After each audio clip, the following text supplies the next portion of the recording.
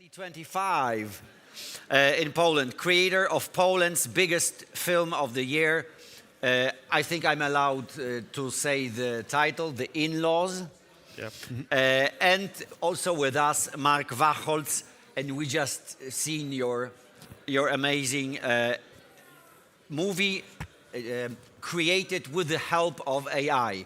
Yes. So a lot of people are saying films are being made by AI. They are not. People are still creating videos and movies. Okay, we're going to talk, I'm going to ask you about creativity and AI tools. A lot of people think that there is this contradiction between using AI tools, using AI, and creativity. Can I ask you about the biggest misconceptions and your personal discoveries, how you've been discovering AI technology, this generative intelligence when it comes to creating movies, writing scripts, creating images, creating videos? Let's start with the misconceptions. Were there any misconception myths busted during the process? Mark? In my specific movie or in general? I'm asking about your experience. So I think the term creativity is overrated. It's like for the last 400 years we have this kind of, this specific person is a genius and he or she created something and it's a painting or a movie, a director, right? But there's always so much more involved, like everyone is drawing from culture, like thousands of years they were trained in this culture. In movies there are so many people working in this film or for this film, and happy accidents happen and you can plan everything and still the movie turns out completely differently and then you get applauded. And then people say, well, this was very creative. But it's more like an osmosis of culture. And I think that we can now with AI go a little bit away from this perception and allow again that, we are the channels of creativity, but there's more going on before us, with us, and what we are creating. Wow. So first myth busted today.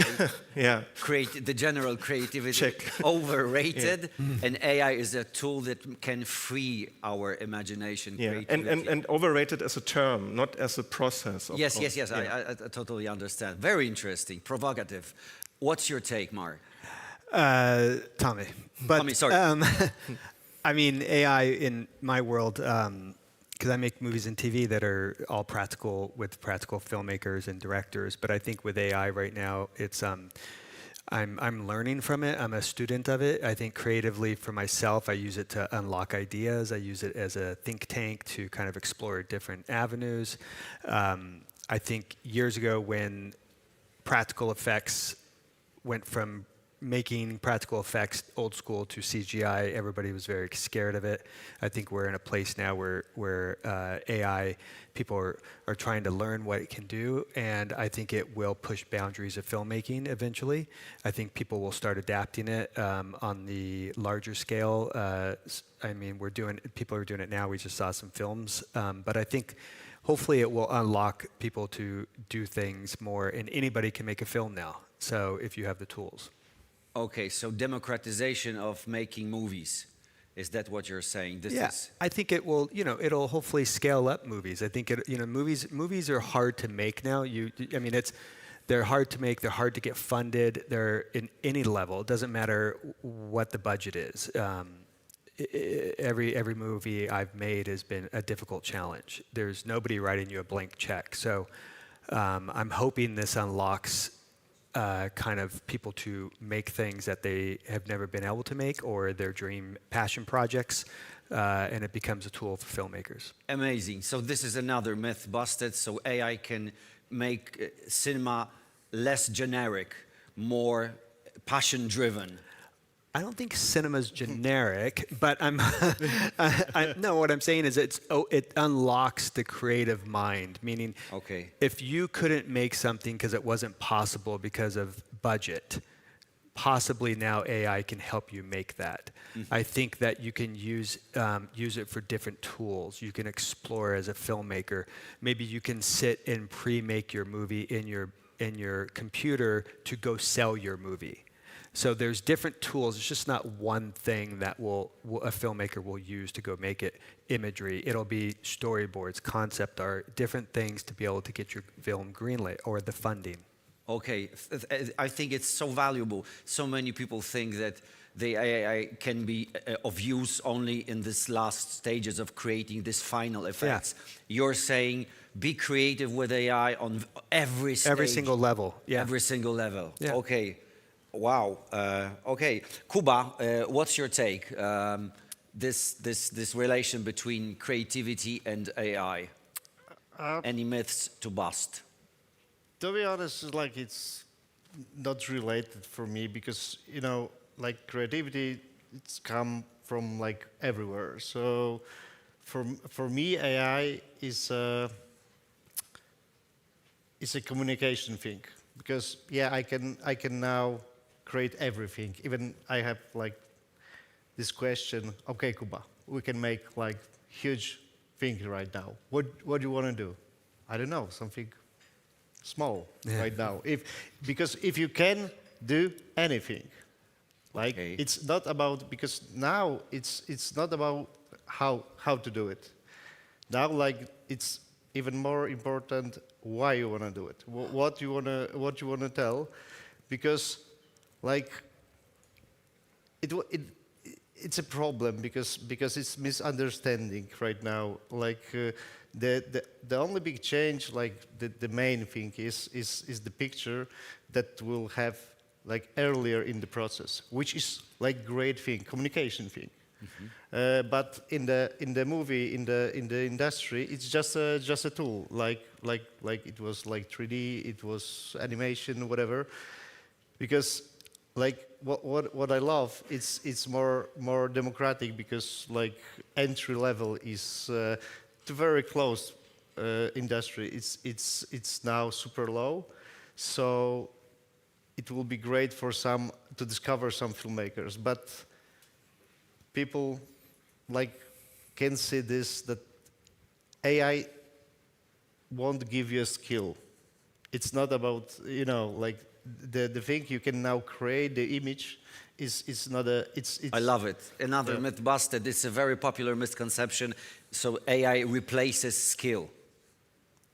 And you're saying absolutely not. Like for me, because I have like my head is like built by chaos, so AI like helped me on every level. So from communication, like with picture and text, my GPT knows about my chaotic nature. So it helps me with development, with everything. So harnessing your creativity. So he like. I think it's like I use it as to bounce ideas off of, to be able to. I'm probably just on a business side, I'm 110% more efficient, of using it as tools for me to organize what I want to do. Sorry. Just could you repeat the number? I'm how many more times more efficient? Probably like 110%. 110%. Okay. For me, but I use it differently. I'm not a director. I'm not creating imagery. I'm creating business models. I'm trying to think of things to do. I'm trying to think of businesses. I'm trying to think of plans. I'm trying to think of doing things efficiently for my filmmakers and or for different things. So I think, I'm a believer that it starts with a story, and I'm a believer that story's king. I'm a believer that a story's, until I'm proven wrong, it's got to be written by a human. Filmmakers are going to drive the technology.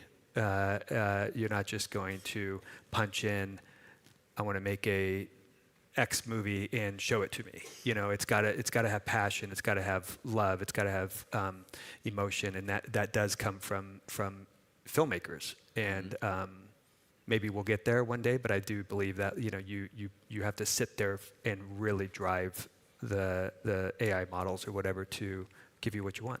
Okay. I mean, you guys have made the film, so you tell me. Yeah. Yep, like it's what you're talking about, the process, the creativity you use. It's all the same. Yeah. Because we are doing the same. Like the how we gonna film it or like tell the story. It's like second thing. It's all start from the story. Yeah. So yeah. I would even argue we still think of AI as something outside of us, something else, like a tool. I feel it's us, or at least for me, it's like if you talk with a large language model, you talk to your extended self, basically. And the same is, I think, true for images or videos or music, because, yeah, you can create hundreds or thousands of images, but you pass through them, right? And you pick the ones you like, your taste. This is now I'm seeing what I'm looking for. I'm finding what I'm feeling, but I can't express it because language is so limited. So you browse through this vast space of yourself, basically, of your own creativity or artistry or whatever. And so you pull out of this space all the things you want. And if it, like, I'm a writer. I come from screenwriting, so I can either find a good ChatGPT script, like a line or a dialogue or the whole voiceover of my movie. I didn't write this, right? But I also can fight it when I explain, no, you're totally wrong. This is not how the story should be. Here is how it should be. So it's a sparring partner, but it's the extended mind. It's us, and that's. I think if we frame it this way, it makes it more like we do something and not, oh, there's a technological invention and now it creates art and we don't anymore. Since you all revealed that you're using large language models, for example, like this ChatGPT or other chatbots, perhaps Claude or Gemini, whatever, can you please share with us your personal techniques, strategies? How do you work to ensure that those models give high quality answers? Because I'm sure we've all tested them, and first reaction is sometimes it's not what I wanted. It's generic, it's boring, it's bland. How do you work with those models to make them work better for you? Please. Like, the answer is like sad, because like it was, for me, it was frustrating because it's not about the answer. So because, you know, right now is the answer is it's have high quality. It's about the question.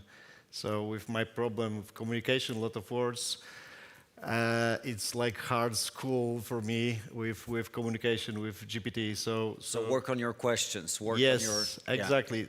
Because the more quality your question is, the better answer you will get. And soon the answer won't be like a prize. Answer will be like for everyone in a second. So where will be the difference? The difference will be in a question. Yes, I've even heard this very nice sentence that when answers are so easy to get, the questions become much more interesting and important. Okay, thank you very much. Very, very, very insightful.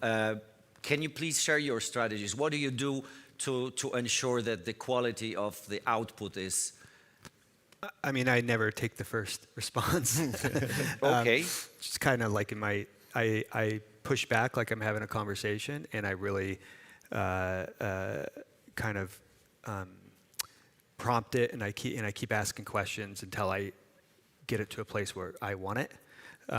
That's if I'm writing emails or I'm kind of corresponding with somebody and I'm trying to figure out what I want to say. And so I kind of like use it as a research assistant in a way. And I spend time, there could be times I spend a half hour using it to get to a place where I want.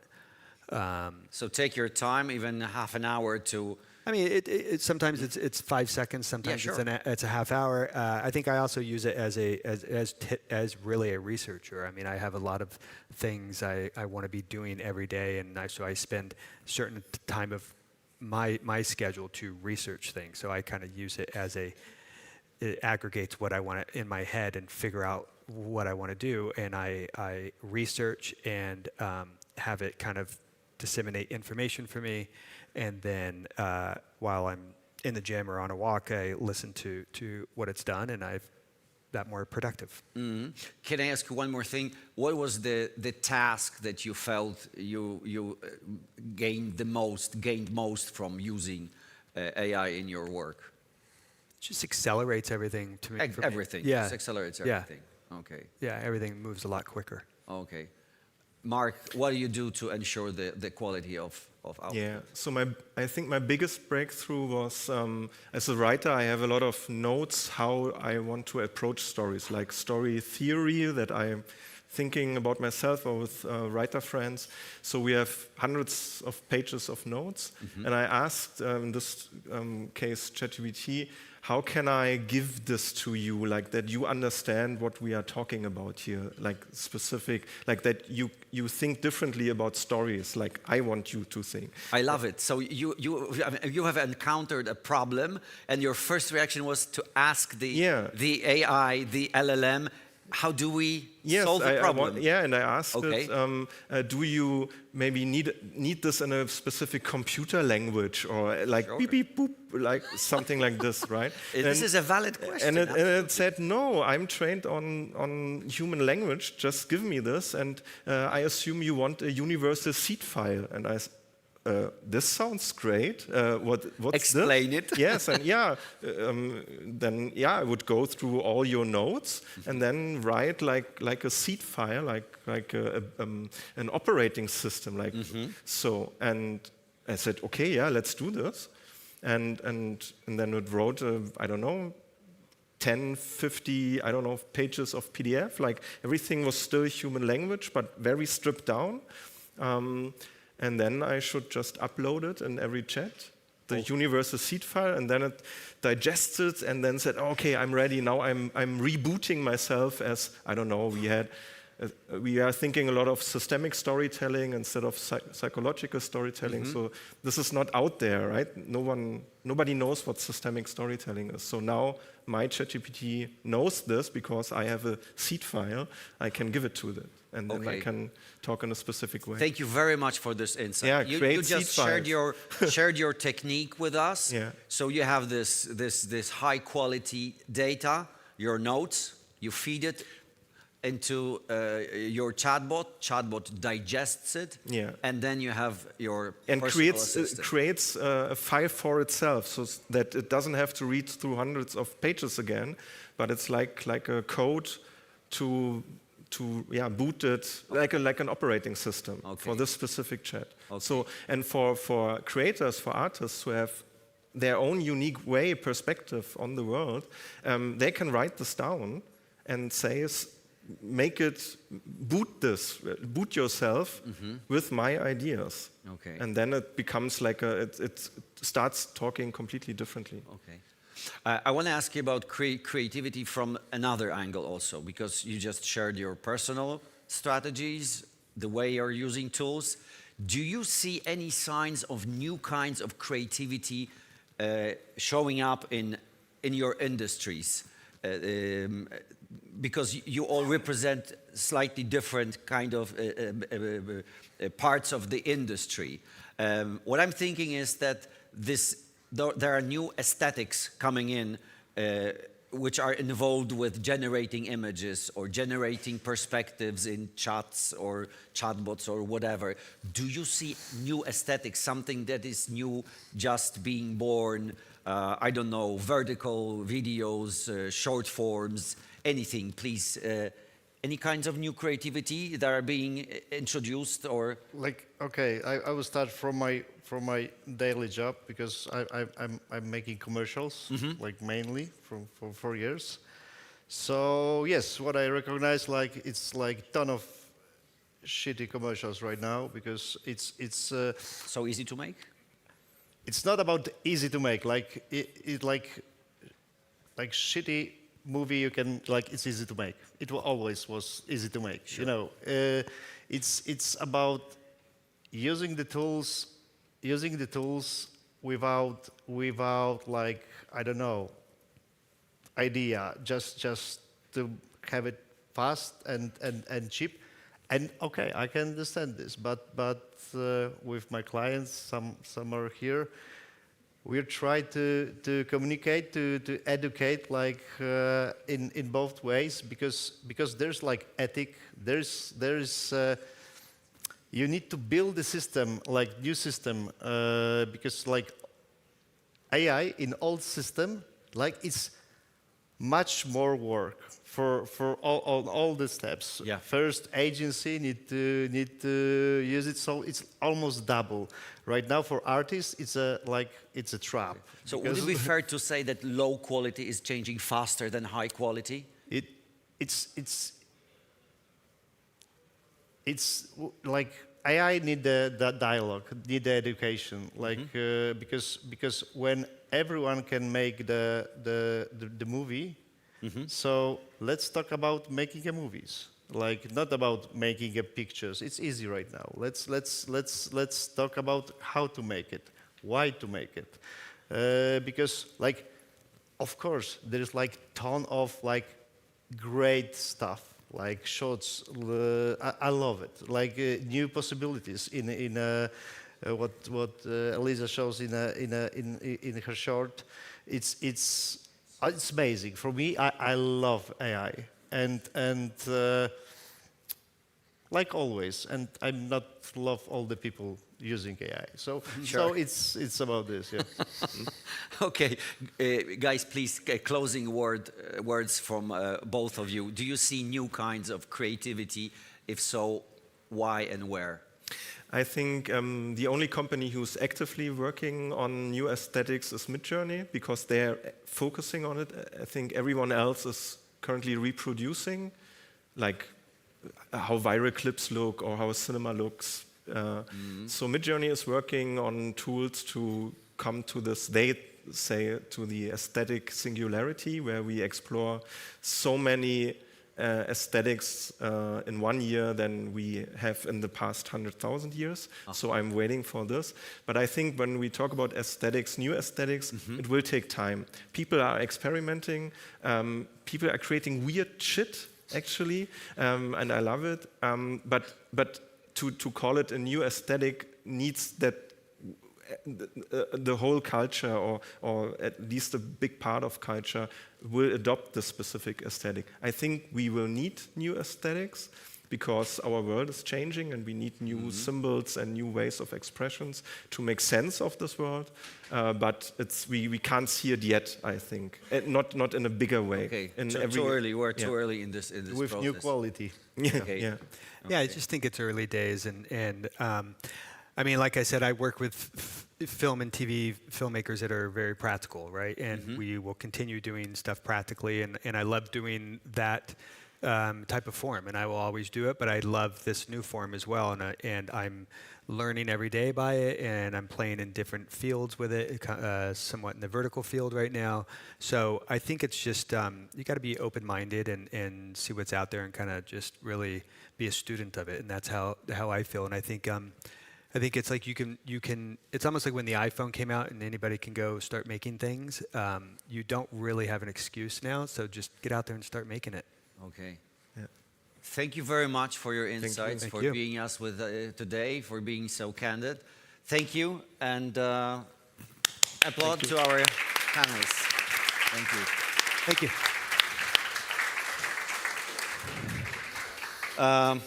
And now I will have a pleasure of interviewing, asking questions to our next three esteemed panelists, Eliza McNitt, Ola Pendraszewska, and Tiago Correa. Yeah, so we need to rewire, and I'm going to ask all of them from the technological point of view. We just covered, I hope we just covered, a part of the problem, the creativity, what is the relation between artificial intelligence and creativity, and now we're going to talk about the technical solutions, tech stack. What are they using? What are the trends? where's the most gain from using the technology right now? Maybe pitfalls. Okay, and hopefully we'll get some personal strategies, some solutions, ideas, because our guests are so experienced and they are using the technology themselves. Okay. One more mic. Okay, they come only in threes. It's logical. Dzień dobry. Dzień dobry. Hello, please. Hello. Nice meeting you, please. And we're just waiting. This is going to be a huge entrance. Yes. So take your time, absolutely. It's a friendly event. Yeah. Yeah. Okay. Hi, everyone. Hey, don't start without me. Okay, fine. You're just saying hellos and... Oh, that's cool. I don't have one. You didn't have a name tag? No. Here, take mine. Okay, I go now. These are cool. I'm going to give a shout out to all the organizers today. I think they did an amazing job. Good views. Yes. And shiny tags as well. Beautiful view. Okay. So let me start slowly by introducing the two of you already on the stage with me. Ola Pendraszewska, Early 11 Labs. Were you part of the team as a co-founder, perhaps? I wish I would be a billionaire sitting in Cyprus probably right Okay, now. but you were very early with their team, and now you're running a VC fund. That's correct. Hello, Okay. Eliza. Hello. Hi, just off the plane from America. Okay, great to have you with us. So you have experience with voice technology and the use of technology in communication, in media, in movie industry. Is this correct? This is correct. I would say my current focus is probably on looking what's next in AI. So happy to talk Wow. about what's coming up. Hope you're going to Hopefully. reveal what's next in AI. Good job. A lot of people are asking themselves the same question. Okay, Tiago, could you please reveal your angle, your expertise? What's your story? What's your involvement? Sure, I'm both an investor as well as an advisor and then exec producer in the media, entertainment, and technology space. So a lot of that has been in AI, applied into gaming, for example, and general 3D production and entertainment. Okay, cool. Very, very, very necessary perspective for this part of our evening. And Eliza is here with us. We just saw your movie, Ancestra. Yes. Yeah. Thank Again, you. applause for Eliza Thank you. Magnet. My heart was beating. Oh, thank So, you. Yeah. with a full confidence, I'm reading Pioneering AI Filmmaker. Thank you. Absolutely, this is you. Okay, I want to ask you about what really tech enables your industries. What's the real change? Because one of the, again, misconceptions is that there's this some magic button that you can press and then it creates effects, movies, I don't know, videos, or... There is a magic button. There is a, please explain. Yeah. Well, I mean, that exists. Pretty much that's how most of these technologies are built around. The most basic human interaction, because we live in the era of streamlined customer and user experience. So there is a magic button. And what you need to do afterwards is really where the hard work begins. Because if you're just relying on the immediate result after pressing the magic button, then you might get magic, but you don't get anything amazing and certainly special and maybe not unique and certainly not copyrightable. Okay, great. Okay, I love it. So there is a magic button, but press it many times. That's one of the approaches. One of the approaches. And Another also- approach would be take that and then apply human effort on top of it. And then another approach is take that and apply existing traditional techniques like VFX, CG, etc., to perfect it and enhance it. Okay. Yeah, we were just talking about that because, of course, there is a significant VFX team that was involved in your production as well. Yeah. And I did hear a lot of people kind of gossiping about like how much AI was actually used and how much traditional VFX there is, because I guess this is always going to be a question. You can't really quantify that, right? Yeah. In my film specifically. yeah. Oh, sure. Yeah. Well, I like to say that AI has no taste, and it's you can press the button and get tons and tons of outputs, but it's really about the humans at the heart of that who are driving the creative vision and the soul of your project. And I worked with 200 people on that film, and the pieces that were AI. Basically, the live action is everything in the hospital, and then everything else is AI generated.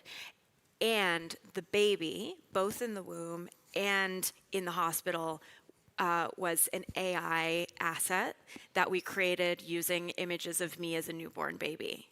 So we actually filmed the actress holding air, and then and then created me based off of the photos my dad took and put it into the film. So it's very much, I wanted to first of all have human actors. That for me is like a non-negotiable. And May I ask why? why? Because there's no AI performer that can replicate the depth of the human soul, simply put. Not Tilly Norwood. Tilly Norwood, go home. That's all I have to say. Yeah, Tilly Norwood should have to tell that child where her grandma went. Okay, can you please explain who is Tilly Norwood? A very famous name in Hollywood circles because it is being touted as one of the first AI performers, but it is not a first AI performer because there have been many attempts at it, and I think there's been obviously a lot of pushback because it, as Eliza said, it doesn't necessarily convey the same depth of the human performance. So using this metaphor of pressing the button, how many times did you have to press the button to... I have an answer for that. It was between 200 to 1,000 generations for one of the images that you saw in the film. Okay, thank you so for this, revealing this information. Yeah, you're welcome. Amazing, so you were counting the... Yeah. Oh, promise me, I was, yes. Oh, wow. Yeah, amazing, okay. Okay, we're gonna remember that, okay? 200 to? To 1,000. To 1,000. Can I ask you a question? Yeah. You've been very quantifiable in the amount of times that you've pressed it. Did you estimate how much more time you saved if you had to revert to traditional VFX CG methods? Thank you for asking my question. Well, I think, from the moment we began, which I didn't even have a script, to premiering at the Tribeca Film Festival was 10 weeks. So I think in a traditional workflow, that should have taken 2-3 months, especially with the VFX elements. If we had to, create a baby in the womb, create a CGI baby, that would have been really, time intensive. So. But we did have to figure that out. That hadn't been done before. So I had a team of engineers at Google who we had, to figure out how can we put a baby into this space. Will it work? So that was something that the team at Google DeepMind figured out. So had that not happened, it would have been longer. Was this Demis Hassabis' first executive production credit? I think so. Yeah. It was actually really special because. I met him at Google I/O. We did a panel with Darren Aronofsky, and Demis actually revealed that he had a similar birth story. So I think that's something really special about this, is that this for me, it's just a story, it's just a film. It could only be told using the tools, but that's not why I made it. I made it because it's a really personal story to me, and I think hopefully speaks to everyone about the humanity and the soul behind storytelling first and foremost. Wow, so many informations in so short time. So we even learned something about Nobel laureate Demis Hassabis just listening to this conversation. Can I ask about your approach and what does tech change from your perspective? What additional values are you looking for when tech is being used, AI tech? Yeah, I think probably the most relevant experience, especially to what we are discussing today, is some of the work that I did when I was still at 11 Labs, and I was actually responsible for building the safety team. So I think actually when entering this event today, I was wondering, like, will there be any people that are maybe AI denialists on at this event? Because in general, there are so many people I find still in the creative space that think that using AI is giving away that soul and the emotionality and the humanity of movie making. But I think we need their perspective. I'm so We happy do. to hear everyone who's objecting and having reservations. We need those voices. That's right. But I was afraid entering the building that they're probably not attending events like this. And the question is, like, how can we really have that dialogue? And maybe, I assume, Eliza, you have probably heard some negative voices from the community as well. I'd love to hear Yes. about that as Yeah, well. if I want to feel really good about myself, I just go read the YouTube comments on my film. Indulge us, please. I mean, I think, I do think when the film came out, there was a very different discussion because it was the launch of VO, so people hadn't had access to the tools yet. I do think now people have the tools. There's a very different conversation happening and a much different feeling around AI. So I think, like you, I love to have the dialogue and discussion because there is such a nuance to it. Yep. And I really welcome that discourse because it's exciting to have those conversations. I do feel that, having an awareness of or rather like choosing to use the tools, that's a choice for you, but having an awareness and knowledge of them is definitely a mandatory thing too. Yeah, and I think that it's about this emotional connection, and a lot of people expect and pour emotions into movie making. And I think with 11 Labs it was quite similar because I guess in Poland, at least everyone knows that 11 Labs allows for generation of speech and AI voices. So obviously when the company started getting involved in movie making and in entertainment and creativity space, a lot of people, especially from the voice actors' perspective, were asking questions around, is that fair? Is it okay? Shall we allow the use of AI in the work that we are also involved in? So you'll probably have some movies nowadays where half of the voices are AI generated, half of them are actually voiceovers from real people. And I think it's interesting because the way that 11 Labs approached it was actually allowing voice actors to participate in the economic gains from the use of their voices. So very interestingly, they created this library of voices where the voice actor, a person professionally making money on their voice, could upload their voice as an input to the model, and then every single time someone, and this could range from an indie game maker to a publisher, when their voice was used, this voice actor was being paid a royalty. So there are actually voice actors nowadays that are making passive income, which is sometimes higher than what they used to make from their voices being used by AI. But I think it's an exceptional case. I love it. I love what you're saying because so often we think about technology only in terms of how efficient is the technology. Yeah. What you're saying is look from the ethical point of view. Correct. And how to involve people. I absolutely love it. Please feel free to disagree. No, I'm not going to disagree. I'm just going to ask you, if you can, how did you approach the attribution of the royalties? So the model is quite transparent because, of course, there was a big question of do you sign a different type of agreement with someone who is super recognizable and their voice is worth more versus me recording my voice in a garage on a high quality mic and then licensing that voice. Every voice that is licensed via the library right now, and I mean, it's still a startup. I joined when we were 30, now the company is like 400 people. So obviously the model has been evolving, but originally it was based on like how quality is the input. So if you actually invested into, renting a studio where you have like very high quality recordings of your voice, you could make more money. I think nowadays there are like different tiers, but it's all very transparent on the website. There are, of course, voices that are super special, and this will not really mean a lot to you guys, but there is a very famous Polish actor, Piotr Frączewski, that actually, you would be surprised. You would be surprised. Like, I can tell everyone in the room that is Polish knows who that is. And that was actually a voice that was licensed by 11 Labs to allow that in the mobile app for voicing over, the news that you want to read, like when you're on the go.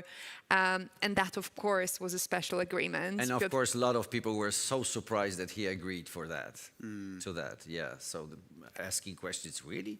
Why? That kind of stuff. Yeah. Can I ask you about your discoveries in terms of tech, workflows, tech stack, anything that you think that is overlooked and we need to learn about it more? Some, tricks or products or services that you would like to share with us and highlight them. Yeah, just from from a craft perspective. Okay. I think what was super fascinating was there's the misconception that you just write into the model, make me an image, tell me a story. And just text to image was the first approach. And we ended up having multiple different ways in which we would interact with the model. And, it became this, prompting became like a real method. And I like to think of it as like the poetry of prompting, because it wasn't just writing in, suddenly, for me, someone that really inspired my work is Doug Trumbull, who was, the VFX supervisor on 2001: A Space Odyssey and, of course, Tree of Life. And I was really inspired by his use of macro photography. And so I taught the model how to see through the eyes of different microscopes and different cameras that were microscopic in order to be able to perceive the world through physics that are not impossible. Were you prompting image with image, or were you fine-tuning your model with some... Yeah, so you start... Yes, which one of these? Yeah, so it was a combination. Combination, so, okay. You maybe start with text, then you start generating some imagery. And then based off of that imagery, you can start to create something called a style reference. Okay. And a style reference is a much more specific way in which you are creating now a cohesive aesthetic. And from there, you then start having the model teach itself and communicate with itself in a way that it understands. Wow. So I was I was guiding it within the constraints of my vision to... We were using Gemini, and we called it, Geminish. It was like creating its own language. And so those were the ways we had to really, work with the model in order to create what I wanted. Thank you. Yeah. Thank you for sharing Our that. answer is going to be way more boring, yeah? You want to go first? You want to go first? Want me to go first? No, I think... of course, since I'm now kind of sitting more in the investor seat than an operator in Gen AI company, I think what I find like super interesting is how in like way more business jobs you can still use Gen AI and the tools that are available originally mostly to creators. Actually, when I was like writing about this event on my social media, I like started the post by saying like, for a very long time in my life, I didn't consider myself a creative person. Like I was kind of the ops person and the business person, and like I always left, like the marketing stuff to the other people. But I think first of all, the definition of creative is obviously very broad. So I think you can be a creative business person. But kind of running the funds today with all the Gen AI tools, we created our all the marketing materials and our website and like all the things that we wanted to speak about us as a brand, we could create it by playing with different tools and like actually like use, you know, Gemini, Midjourney, like all the tools that are allowing us for this brainstorming, like they're great. But then there is this whole another universe of business tools that literally make me, you know, we were saying 110% more efficient. I try to quantify it, and I think that it is also, you know, a different discussion about what it means for employment. But I think that I'm doing the job that, like 6 years ago, I would need myself plus 2 mid-level analysts to be doing. Oh, I love this. Because Love I this. can be like just counting the hours and the output. And many people ask me, so I'm just going to tell you because maybe, you know, some of the people that use AI on a daily basis, I transcribe all my meetings with Granola app. I use Gamma app for any presentation that I do. I'm obviously a heavy user of Gemini. And I also started putting all the articles that I add to Substack. I'm just using my own voice via 11 Labs, and then people can listen to that article as well. So yeah, I'm actually like really, really impressed how much you can do, even if you are not in the creative industry. Oh, thank you for sharing that. Okay, so 3-person team actually. Okay, nice. Okay, please. So there's, I guess, the two answers. One, I like the way that you've described it as tools applied to the craft, so to speak, and then tools applied to, let's call it the business. And they're trying to get to the same place, which is efficiency in some way, shape, or form, sometimes becoming a little bit more cheap or alternative in terms of how much you have to expend in terms of the cost that you usually expend or the time that you usually expend. So I have had experience on experimenting and using both of these types of thesis. I can say that I was probably more efficient on the craft side than I was on the business side. Oh, interesting.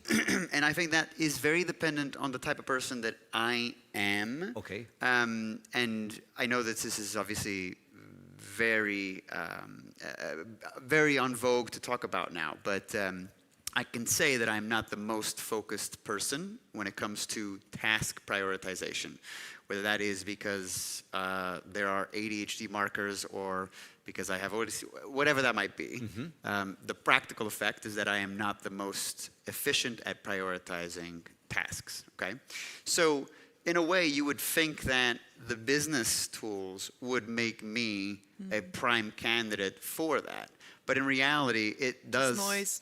a little bit. It gives me incredible speed to go into any direction, but not the right direction because it's still dependent on a human decision, right?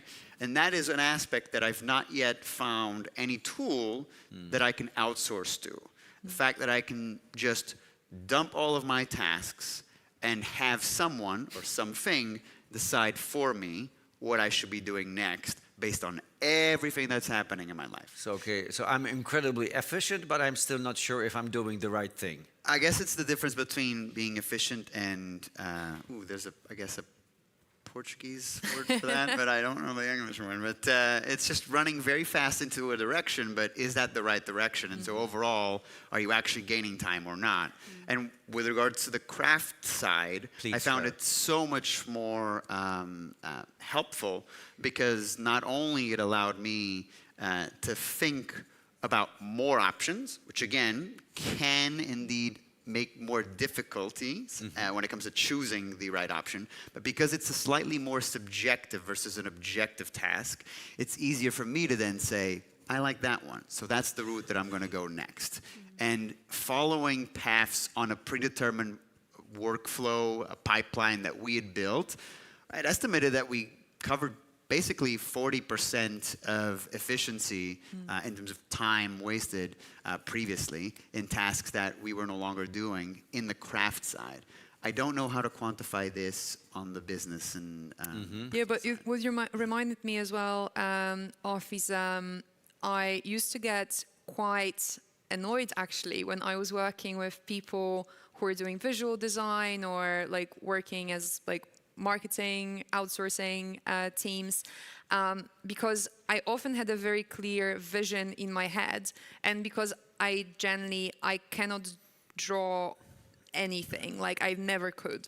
So explaining what I mean, like I always had to like either refer to some other examples, which I was afraid to do because it kills creativity on the other side. And now I can like really put the vision in the words and like have a prototype and then be like, yes, this is what I like. So I think this is like the biggest creative value from LLMs. I can use words to describe what I then want to see as a final vision that is image or video. Prototyping. The people often say Yeah. that generative AI is a very great tool, helpful at prototyping different things. Or prevising, yeah. Yeah. Okay. Is there anything that you would like to add as in a closing word that I have not asked you regarding use of tech in your creative approaches?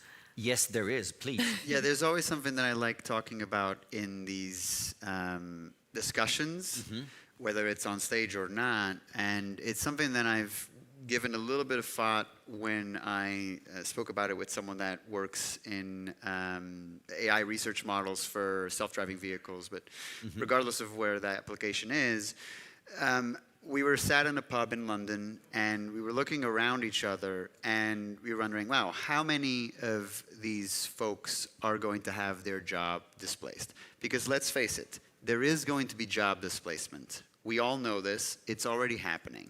I think the discussion is not whether it's going to be displaced, and the discussion is what's going to happen next. Because I think a lot of people are simply going to say, well, this company has decided to use AI, and now my job has become obsolete, so I need to get another job.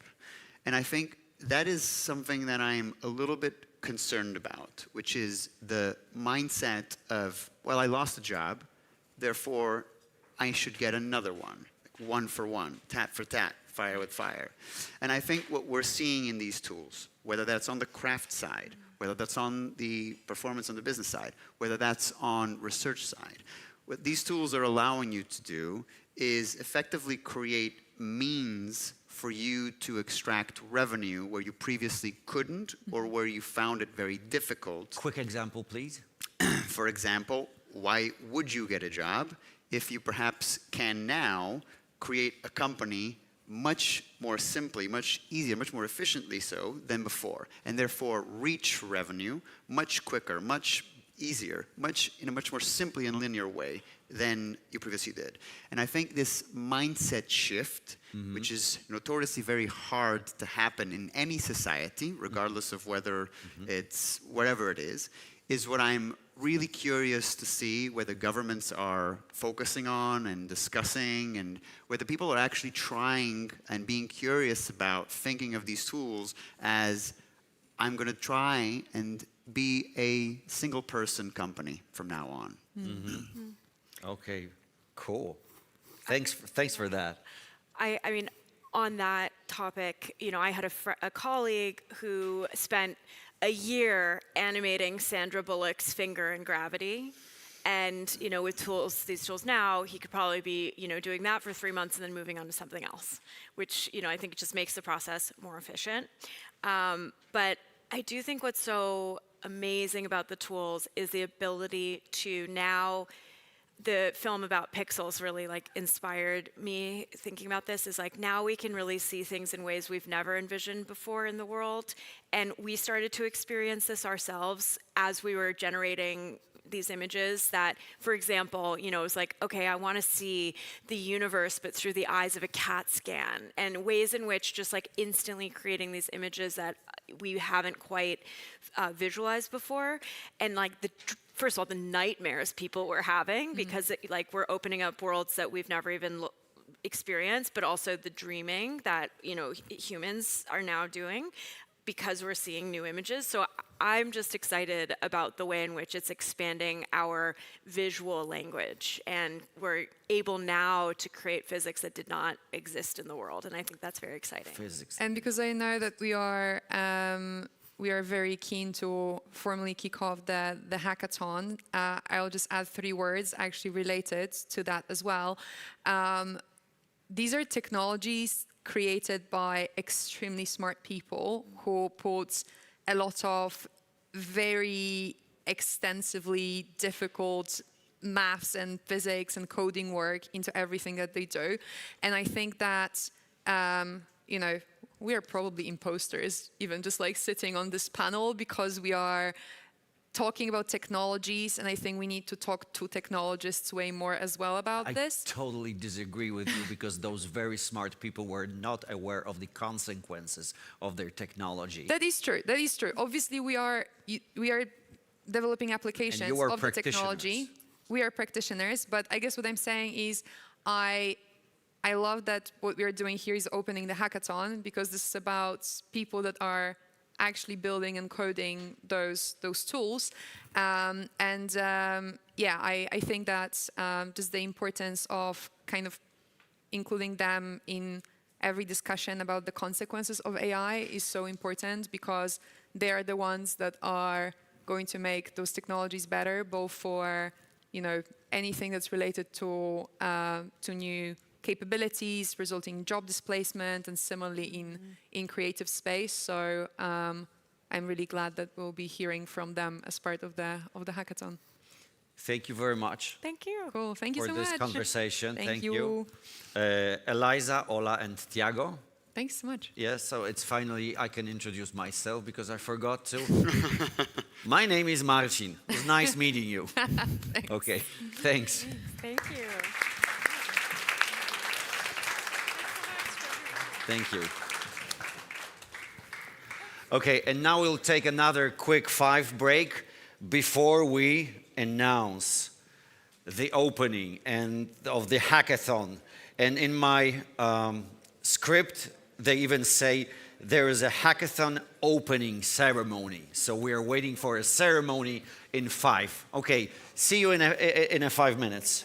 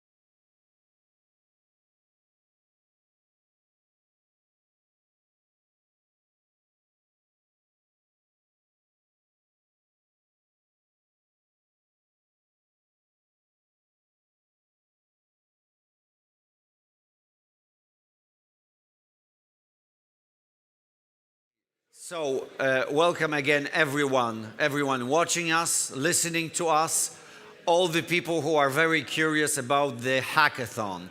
PixelRiot Hackathon powered by Tastray. This is Michał Wolniak. Hello. Michał is one of the very creative people who are responsible for this event. And I had a pleasure of watching and sort of collaborating with you last year. And it was incredible when I see it from today's perspective, because only some days later I discovered that you managed to bring out people who are so creative, so curious, they are so unconventional, and they all collaborated and were with you. And you have even, you know, losing my words, I'm being so tired today. Anyway, so, what I wanted to say that this year is even more special. Please. Thank you so much. Thank you so much. Some of these people are even with us here today. Some of them that won the first edition are at the jury. So this was, as we said, this was a fine opportunity to join this great community that right now is not only Polish, as the first edition was focused on Poland. Right now we are international. We've got our fine guests, the best creative artists and technologists that I can totally imagine.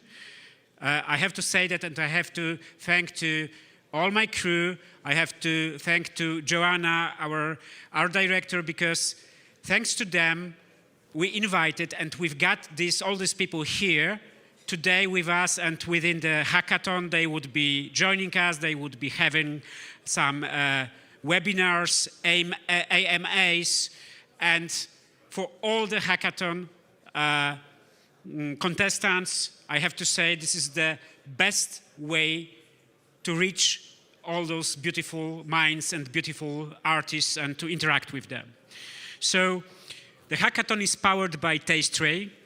Tastray, a small startup that is focusing on changing how people discover entertainment, not only movies, but all categories of entertainments. At Tastray, because I come from Tastray, we try to solve the paradox of choice and give to the public a completely new tool, completely new technology to discover what moves us, what ignites the best emotions and answers on what we really need, not what was produced recently. We decided to create PixelRiot because in our careers, I mean the co-founders of Tastray, we always worked on the intersection of technology and creativity. And this is this simple mistake that very often people make when talking about new technologies. They are focusing solemnly on this technology. And we think that when discovering new tools or new technologies, the magic happens when we not only focus on the technology, but we try to put it into our everyday tasks, everyday emotions, everyday longings, and make something out of it. Mix reality, mix emotions with technology. That's why we created PixelRiot, and also because we wanted to meet many great people and work with them. I would tell you that from the first edition of our hackathon, from the previous edition, 4 people right now work with us, so it was a really cool event. At this edition, we've got very flexible format. You can take part solo or a team. No matter what's your age, no matter what's your level of experience, you can find some team. You do not need to come with your team to our hackathon. You can find it on our Discord. So Find the team, join the team, and work together. Also, we've got many participants here today, so and I have to encourage you to meet after the opening at the last table. It would be the best solution at the last table there. And if you need to get to know some new people, team with them, it would be the best idea to gather around one single table. For our participants, we've got $400K, more than $400K in API credits and tokens. This makes around $100 in tokens for in credits for the best tools that are available. I mean Runway, 11 Labs, Fall AI, and Bolt. You can use them. You can source from their playbooks. There are no better tools on the market, but this is not something that is required by the rules. You can use also your own tools, your own tool set. It's completely up to you. It's complementary. So during the hackathon, I mean between tomorrow and 17th of November, we would have many webinars and AMAs. These are only part of them. There would be more.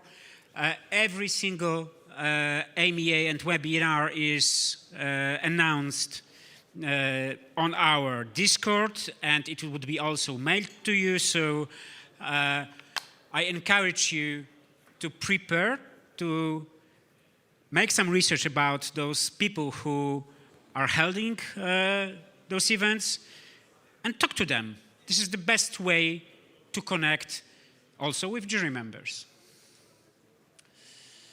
As I said before, there are people from the first edition who already work with us. I also know, because I talked to all of the jury members, I also know that our jury members are hunting for talent, are scouting here. So this is not only the competition, this is also a fine opportunity to find the best project, your next best project, or your best next place. We've got two tracks, technical and creative. The tech track is focused on AI tools, applications, platforms, technical innovation and execution, and it's got separate judging team, and entries to this tech track would be judged separately from the creative track. This is something that we have learned on the first edition. At creative track, you can create movies, you can create animations, experiences, narratives, or some innovative ways of storytelling. It's completely up to you. And it would also be judged by a separate team. Why we split? We wanted to be really fair for our contestants. We had this together in one competition at the first edition. So there were some voices that we listened to that you cannot compare. Write an application, for example, to a movie. That's why we separated it right now. There are also separate prizes and equal prestige. We've got also a special sponsor track. We are very grateful for our sponsor, Pharma. They prepared a separate challenge for all the participants. They also funded a cash prize, 2K. This prize has a dedicated judging team for this challenge. This track has also a special opportunity because people from Pharma promised us that if the solution would be good, they can implement it, they can buy it. Of course, it would be separate from the price, from the cash price. So you're not, as a participant, you do not sell your IP. you're winning the prize, you're winning the contest, and have the opportunity to sell your IP and to do something on a huge scale, because this company is the biggest one in the region and has tremendous opportunities. The prizes. We've got not only tokens, we've got not only cash, but what we think is the most important and most valuable are the prizes that we call access. Access to the great creative people that you have seen and heard right now. So Tommy Harper decided to dedicate his time, and he wants to have interviews with top 10 creative talents that we would discover in our PixelRiot Hackathon. This is not only about the works that we would be winning here. This is the portfolio, everything you want to show to Tommy. He wants to watch, he wants to hear, he wants to experience. He wants to get to know your talent. The same is on the business side. I mean, we attracted 5 really, really cool European VCs, top European VCs. VastPoint, Ola, who was here, represents VastPoint, but also E2VC, OpenOcean, Speed Invest, and Flyer One Ventures. They are all dedicated their people and time to not only bring you the webinars or mentoring, but also to hear about your ideas, to hear about what you are cooking right now, what you are building, and have some funding discussions with you directly. We would have many prizes in tokens, in credits for generative tools. For the main winners in each track, for special awards like here.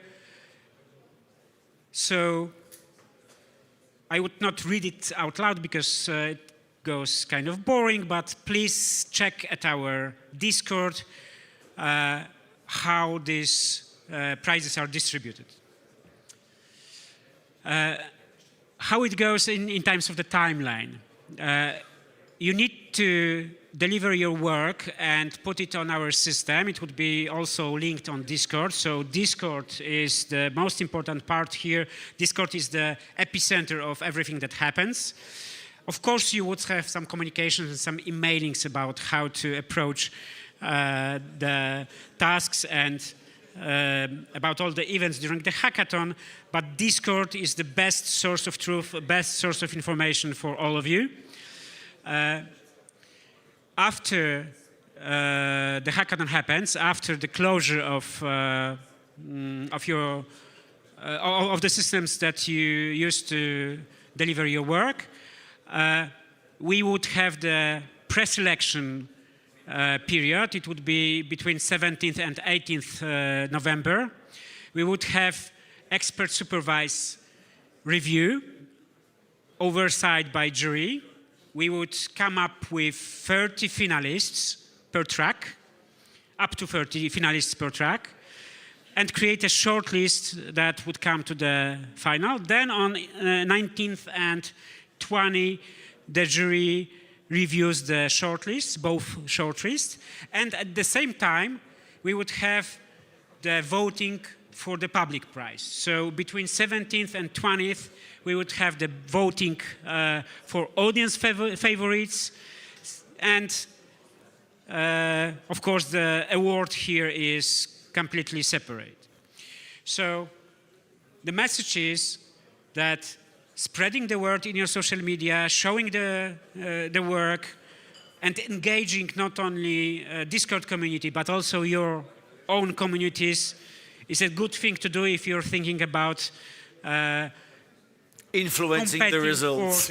Competing for the prize later on, for the public prize. Then on 20th, on 21st, we would announce finalists with jury feedback. So every finalist would have the jury feedback online. We would have the final jury deliberation, and on 22nd, winners at all categories would be revealed. I can see that you're taking some photos. Of course, all this information is right now on the Discord. We are looking for innovation, quality of execution, real-world impact, market relevance, technical depth in technological tasks. In creative tasks, we are looking for the vision, for the craft, and storytelling power. And in both tracks, we hope to see that how you boldly use AI as a completely new creative medium. First, the tech tasks created by our developers from Tastray. Task number 1 is game discoverability. Steam fails indie games with soul. Great games with soul often get buried. So we want you to design an app or service that helps players discover games in a completely new way, redefine how games are discovered. That's it. We would give you the access to our API if it can help, but it's not mandatory to use it. You can do it completely your way. Think of how people experience discovery, how people discover games, how people experience introducing themselves in new games, how they search for it, and build something great on that field. The second task is creative tech problem solving, because all the great technologies that we are discussing right now also have many problems. So pick one of these creative tech problems. You've got some examples here, and try to build some hack, some solution. Try to build an application or a website or a workflow that addresses this problem. All the detailed requirements are on Discord. Creative tasks from Joanna. Task number 1, pick something that everyone knows but no one has seen. The Big Bang, the gravity, photosynthesis, the birth of life, or Ozzy Osbourne's discovery. These are only examples. Think of your idea, think of your beloved problem or thing to illustrate, and illustrate it in a way that no one has done before. It can be a movie, it can be an animation, it can be an experience. Or a as narrative. I said before, narrative, yeah. Yeah. It's completely up to you. Task number 2, reimagine something that we take for granted. For example, eggs from chicken, clouds made of water, sleep, winter after autumn. Because reality is too tight. Try to loosen it and show it in a completely new way. Even if it seems obvious, or even better, if it seems obvious, show it in a completely new way. That's it. Please remember to present your work in both tracks, not only creative but also in tech track. Please remember to present the work in 90 seconds in an understandable format. For example, if you're creating the movie that has 15 minutes, we have seen here before even longer movies. If you're creating something long, that's fine, but think how to sell it to the jury in 90 seconds. You can, for example, provide the time code of the most interesting thing. You can describe it. And within the tech track, for example, prepare a 90 seconds loom. There are a lot of participants. You have to understand it. It's not only about your work. As always in huge events, you have to think how to sell what you build, how to sell what you imagine. It's not the shortest pitch, but also it's not the longest one. 90 seconds. 90 seconds. 90 Yep. seconds, yeah. That's it. Minute and a half. We have also a special task from our sponsor, from our proud sponsor, Polpharma. And I like this very much because in my career previously, I ran a huge marketing and technological agency. And it was one of the biggest problems that we could have. Polpharma asked you as the competitors to create an AI influencer, artificial influencer, promoting pharma product, even intimate pharma products. So something that can cure parasites, even infection or hair loss. This is a very difficult one. Hair loss, I agree, yeah. So what we can advise you here is that key to this, to crack this task, is think of the personality of the influencer. Personality is most of the success. These products can be sometimes even embarrassing. Few people want to discuss them, want to talk about them. There are really great benchmarks here, because this is not the impossible task. This is the task for people who are sensitive and know how to find the balance. There are some tonality benchmarks. There are right now influencers on the market that feel really well on that field and have like millions of followers. Please try to create an artificial AI influencer of that kind. There's this golden rule that openness and authenticity normalize embarrassing topics, so humor is the key. Humor attracts viewers. Balance, you have to balance boldness with respect, and stay, of course, please, in a good taste. Whatever it means. The hackathon timeline, we are starting right now, today. Then we've got these 10 days of online competitions with webinars, with AMAs. We are for you on Discord. The team is every single day answering on Discord, helping you in anything you want. Then you deliver the work.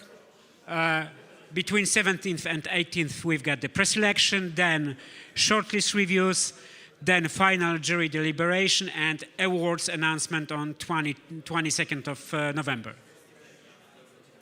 Thank you so much for all the partners. Polpharma for sponsoring this event, Runway, 11 Labs, Bolt, Fall AI, MD Fellowship, American Film Festival, Endeavor, Shake, and Chroma Awards. These all great companies, these all great organizations and brands partner with us to bring you something, I hope, big and fun. Big thanks to the VC partners, OpenOcean, F1V, VastPoint, Speed Invest, and E2VC. As I told before, one of the best VCs in Europe, hunting, scouting, and sniffing here. Big thanks to the academic partners. And that's it. Go to work. Thank you so much. Thanks. Thank you, Michał. I just want to say that I admire you. I'm talking to contestants. You are brave, you are curious, you are unusual. Maybe you want to deliver something, take part in the competition. Sorry? Maybe you want to take part in the competition. Am I allowed? Yes, of course. Of course. Oh. Come on. Okay, good luck to everyone. Thank you.